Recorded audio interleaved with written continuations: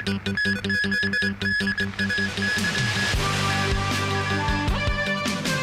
Kong Stadium management under fire over pitch conditions. Protesters call on the CE and Development Secretary to resign. And new information about the death of a girl in the Asiatic crash.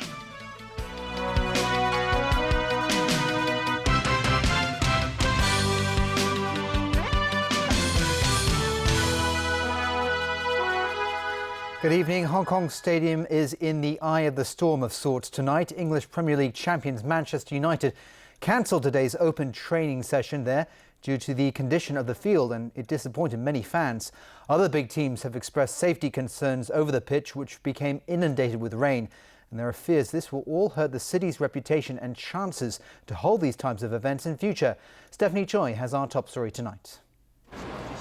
What was meant to be an open training session at the Hong Kong Stadium became an event behind closed doors at the Chung Kwan O Sports Ground.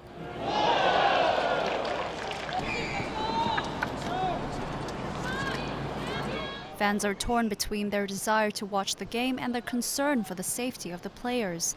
As for the devastated pitch at the Hong Kong Stadium, staff have been working round the clock to revive it by draining the grass and adding sand.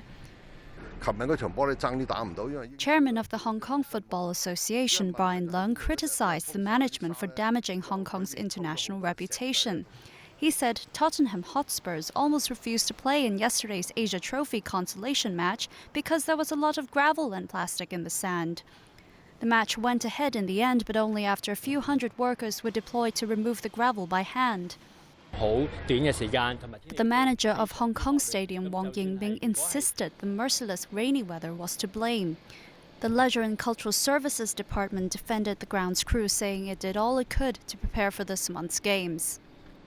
With the mounting pressure from players and fans alike, the Hong Kong Stadium has promised to do all it can and will continue spiking the pitch until tomorrow's game. But it remains to be seen whether or not they can wrap up the process in time to be a host that meets international standards. Stephanie Choi, TVB News. Thousands took to the streets today demanding the government withdraw its plans to develop the Northeast New Territories. They also called on the chief executive and the Secretary for Development to step down. Organizers say 3,000 people took part in the rally, while the police put the figure at 2,100 at its peak. Evelina Lung reports.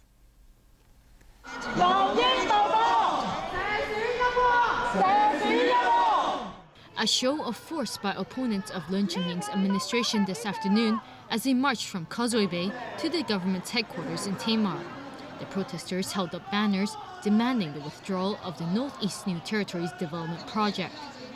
The reason behind is Mr. Paul Chan and his family have conflict of interest within the project, and it also aroused the anger of the villager and people living there. This affected villager asked, why can't the government use the Fan Lane golf course to develop new towns instead of using the land where their homes are? There were also calls for the chief executive and his secretary for development, Paul Chan, to resign. It comes after a damaging week in which it was revealed that Chan and his family owned land in areas slated for redevelopment in the Northeast New Territories. That kicked off the conflict of interest controversy, which now embroils the development secretary. They told a lot of lies. They're liars. Hong Kong people don't like him. I think it's very interesting because I come from Italy and we had the same problem for a long time with Berlusconi. So I think I'm involved for this reason because I feel we're having the same situation. Apart from calling for the chief executive and the development chief to step down, the protesters also demanded for the implementation of universal suffrage in Hong Kong. Paul Chan has yet to respond to the protesters' calls, but he stressed the need to protect Hong Kong's heritage amid the city's economic development on his website today. He also revealed the government plans to consult the public over this issue later this year.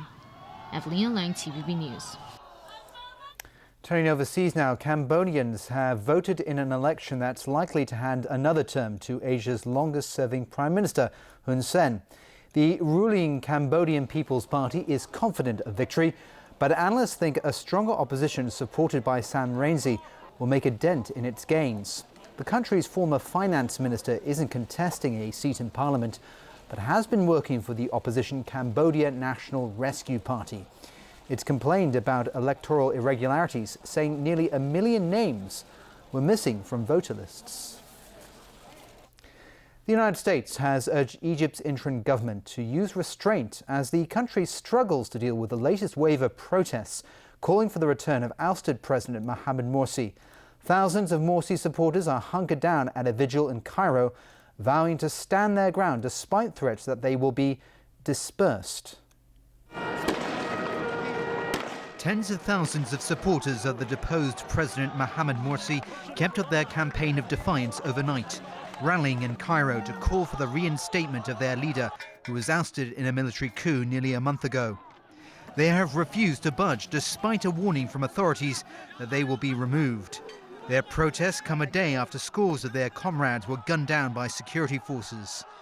Morsi's supporters and members of his Muslim Brotherhood have vowed to continue their protests even if it costs them their lives. Local hospitals have been flooded with the walking wounded, while morgues have filled up with bodies of the dead. In what's become a common pattern throughout this crisis, opponents of Morsi have held their own rallies, calling on the military-backed interim government not to give in to the demands of the Brotherhood and other Islamist groups. More than 100 people have been killed since the crisis erupted in June, and the turmoil has threatened to tear Egypt apart. Indeed, the United States has urged its Arab ally to pull back from the brink. Those were the words of US Secretary of State John Kerry, who spoke to cabinet members of the interim government to express his deep concern. Other members of the Obama administration have waded in, including US Defense Secretary Chuck Hagel, who talked to Egyptian Army Chief General Abdel Fattah al-Sisi about the situation.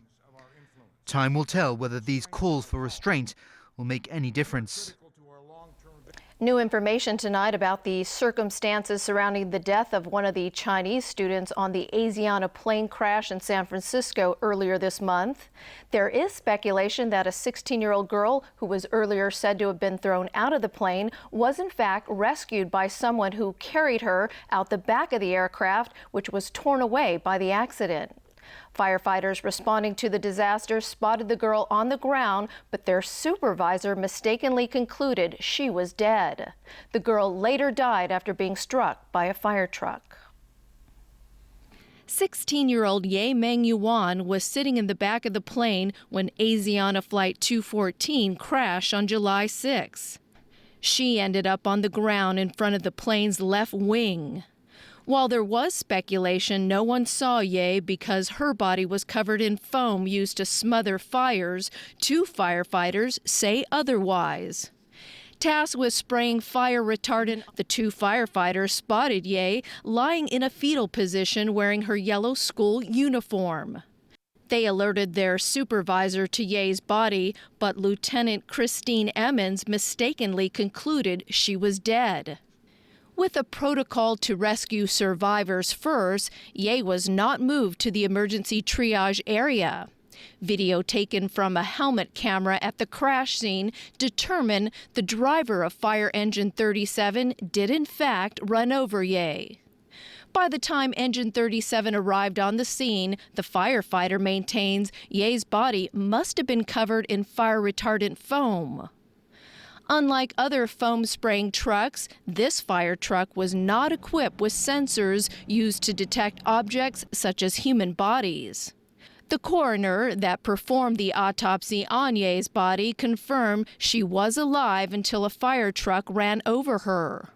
Sources say the helmet camera video shows a firefighter pointing to tracks through the foam and calling out, "I've got a body over here." The circumstances of Ye's death are still under investigation by airline safety officials, the police hit-and-run unit, and the fire department. A lawyer hired by Ye's family said because of multiple failures by the fire department, Ye suffered a tragic and horrible death. Her family must now prove the fire department did not follow required protocols.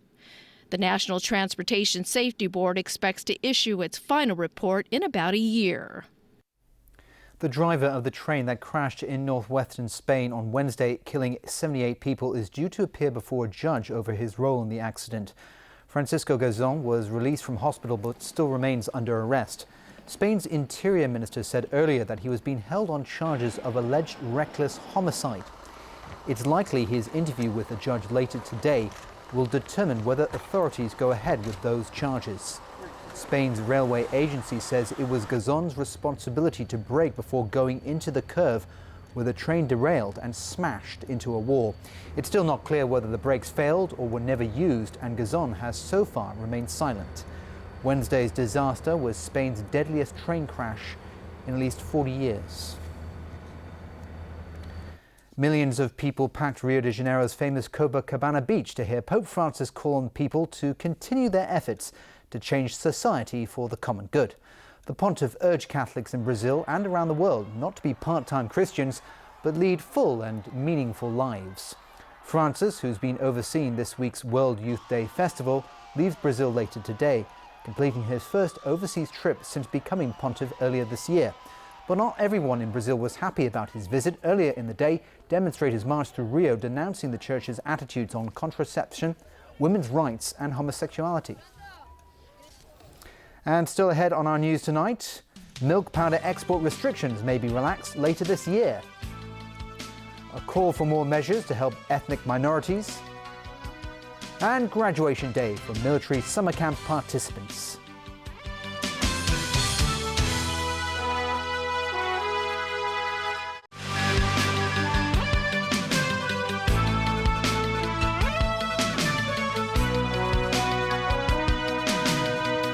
We're back tonight with more local news. The Secretary for Food and Health says the government won't rule out relaxing the milk powder export restriction after a review is done in October. Danto tells us more. The milk powder shortage scare has calmed after people leaving the city were restricted to a maximum of 2 cans of infant milk powder in May. News that the government plans to relax the restriction has renewed fears that grey goods traders who buy products in Hong Kong to sell at a profit on the mainland will put a strain on supply again. Speaking to TVB News today, the Secretary for Food and Health said the committee tasked with reviewing the milk powder supply situation has already begun hiring consultants to conduct pressure tests on the supply chain. Yeah, I have raised 4 areas for the suppliers and the retailers to consider. Firstly is the overall supply, and secondly, the replenishment of stock for the retail outlet. Thirdly, the operation of the hotline, and fourthly, a mechanism for the pre-ordering of the supply for our local parents. Ko said since the export restrictions took effect in May, very few calls have been made to the hotline, proving that the curb has been largely effective. He refused to speculate on what the outcome of the review may be, but didn't rule out the possibility of relaxing the restriction of 2 cans to a bigger number, rather than choosing between keeping or scrapping the export limit. Diane To, TVB News. Well, calls have been made for the government to provide more support for ethnic minority students, including offering a course of Chinese as a second language to help them bridge the language gap. Rani Samtani has more. Hong Kong may be an international city, but the YMCA is worried it's not living up to its melting pot reputation. Government recruit only less than 1% ethnic minorities. We target to advocate the government to recruit more ethnic minorities. The YMCA surveyed over 300 ethnic minority students and found that almost half of them believe they will encounter discrimination when they apply for jobs in the future. 51% of them said that people have treated them differently because of their ethnic background. And 47% think that they will have a harder time finding a job because of their race. Azaz, a Form 6 leaver at a local school, says he's already experienced discrimination in the workplace. To tell me that you cannot be promoted, like all the Chinese were supervisors, so they say you are ethnic minorities, you cannot be promoted to that supervisor level. Azaz is hoping to secure a place at a local university this September. But like many other ethnic minority kids, he's worried about language requirements. Despite getting an A grade, he fears his GCSE qualification in Chinese will be a disadvantage since it is easier than the DSE qualification under the local curriculum. As you know, Hong Kong is a Chinese environment. Many things we need to use Chinese, no matter writing or speaking. So it's the important points. The issue of the Chinese language barrier was also discussed at the City Forum in Victoria Park today. There were calls for the government to develop a course of Chinese as a second language so that ethnic minority kids don't grow up lacking in local language skills that are crucial for their integration into mainstream society. Rani Samtani, TVB News. The Community Care Fund began offering a subsidy about a half a year ago to those with severe physical handicaps to rent life-supporting equipment. But with only some 3% of the target recipients getting it, some are asking if the criteria have been set too high to truly help. Diane To reports. Feng has severe muscular dystrophy. He relies on his wheelchair for movement and a respirator just to breathe. A respirator and its supporting equipment cost some $3,000 a month to rent. Feng's elderly parents can't look after him, so a full-time helper is hired. Altogether, his illness leaves him with a $10,000 bill every month. Last year, Feng was overjoyed to hear that the Community Care Fund would begin offering a respirator rental subsidy. But much to his disappointment, he didn't qualify. His sister, the sole breadwinner, earns $29,000 a month. That's $900 over the income limit of $28,100 for a four-person household. It's pretty harsh. My medical bills eat up a third of that income, Feng said. The Community Care Fund expected the subsidy to help up to 525 people, but so far there have only been 14 successful applicants. Lawmaker Fernando Cheung criticized the fund for treating applicants as greedy people who just want money from the government. He said they really need more than just basic subsidies. These people need support in terms of their daily activities. Their carers also need support. So we hope that the government would look at this as a matter of policy, look at how we can provide better long-term care in a comprehensive manner. The chairman of the Community Care Fund said there are always people just above the cutoff line, and he is thinking of ways to improve the system. The idea is that we should be setting another level above the medium household income, slightly above it, so the people above this line and below the second limit will receive a fraction of the subsidy instead of receiving nothing at all. Law said this will be discussed at the next meeting in September. He also expects the government to be introducing long-term policies on how to help these patients in the second half of next year. Diane To, TVB News. A 38-year-old man has been charged with 3 counts of murder in connection with a suspected murder-suicide case in Shau Kei Wan. The incident left a woman and 2 young children dead on Friday. The police found their bodies in a flat in Shau Kei Wan, along with the suspect, who was unconscious and had wounds to his wrist. The man will appear in Eastern Court on Monday. South Korea today proposed a final round of talks with the North to reopen a joint industrial zone. This came 3 days after the 6th round of talks on reopening the Kaesong complex broke down. South Korean Unification Minister Ryu Kil-jae urged the North to pledge not to unilaterally shut down the jointly operated complex in the future. He said if Pyongyang failed to make such a promise, the government in Seoul would have to take grave action to prevent further psychological and material damage to South Korean companies. The minister called for talks on the issue for the last time. The Kaesong complex was shut down in April amid threats of war, following United Nations sanctions against North Korea over its nuclear test in February. Right, Tony, what do you have for us in sports today? We have soccer, football, but that problem of the messy pitch, it's still just not going away. It was still lingering last night as well. Manchester City beat Sunderland 1-0 to win the Asia Trophy last night at the Hong Kong Stadium. City manager Manuel Pellegrini played down the impact of the messy pitch. James Wong has more. Soggy pitch and all, Eden Dzeko fired in a left-footed laser after 9 minutes for the only goal of the game.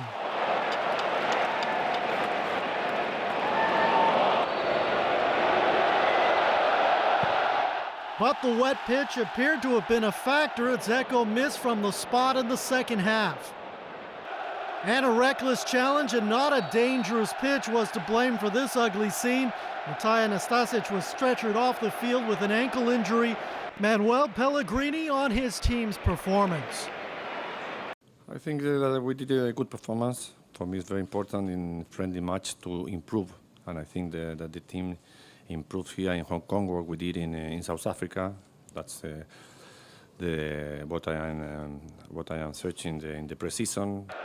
Last season's English Premier League runners-up opened their season on August 19th against Newcastle United. Jameson Wong, TVB News. And in the consolation match, Tottenham thrashed South China 6-0. Jermaine Defoe scored a hat-trick. He also set up Clint Dempsey with the game's first goal. Spurs got their other scores from Andros Townsend and a South China own goal. In Macau, Hong Kong boxer Rek Tso won a majority decision over Rusali Samor of Thailand. The super flyweight won 2 of the 3 rounds and improved his record to 7-0. Tso will soon travel to the Philippines to help former boxing champion Manny Pacquiao train for his next fight. In the night's main event, China's Zhou Shiming defeated Mexico's Jesus Ortega. And finally tonight, the graduation of the 9th Military Summer Camp for Hong Kong youth was held today. Students say the camp was a life-changing experience. Evelina Leung has this story. Their march was as powerful as the soldiers who led them, showing off martial art moves. That won them rounds of applause from guests attending the ceremony, including Chief Secretary for Administration Carrie Lam and former Chief Executive Tong Chee-hwa.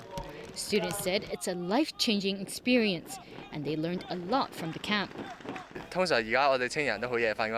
We usually stay up until late at night, but after the past 15 days of strict routines, I'll definitely go to bed earlier now.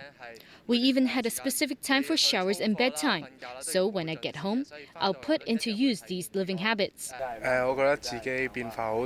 This young man said this camp has changed him as a person. He is more disciplined now and has learned how to respect others more. I never did chores at home, but here I do them voluntarily.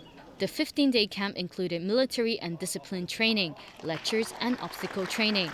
This is the 9th annual Hong Kong Military Summer Camp, and up till now, about 1,700 secondary school students have participated in the military summer camp, and this year, a total number of 260 students joined the camp. Evelina Leung, TVB News. And that's a wrap of our news. Thanks for joining us. Good night.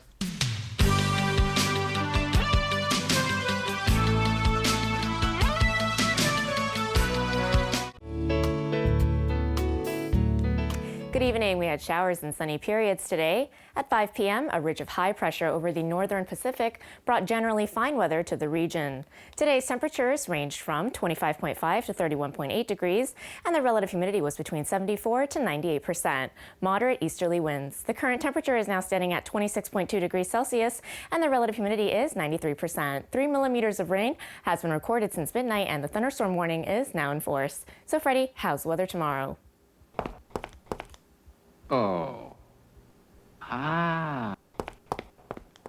Mainly fine with a few showers tomorrow. Temperatures will range from 27 to 32 degrees. It'll be mainly fine and hot in the following few days. Tomorrow's API is forecast at 10 to 70, and the air pollution level will range from low to high. The maximum UV index forecast for tomorrow will be about 12. And now to the latest global weather update. Sunny in Shanghai, cloudy in Taipei and Xiamen. Cloudy in Guangzhou, showers in Macau, thunderstorms in Chengdu. Thunderstorms in Beijing, rain in Seoul, showers in Tokyo. Thunderstorms in Bangkok, rain in Ho Chi Minh City and Manila. Showers in Kuala Lumpur and Jakarta, thunderstorms in Singapore. Thunderstorms in New Delhi, rain in Karachi, showers in Mumbai. Sunny in Cairo, showers in Nairobi. Showers in Brisbane, Sydney and Melbourne, Brighton, Auckland. Cloudy in Toronto, sunny in New York. Sunny in Vancouver, cloudy in San Francisco, showers in Los Angeles. And there's showers in London, Paris, Amsterdam, Frankfurt, and Zurich. And that's the weather. Have a lovely evening.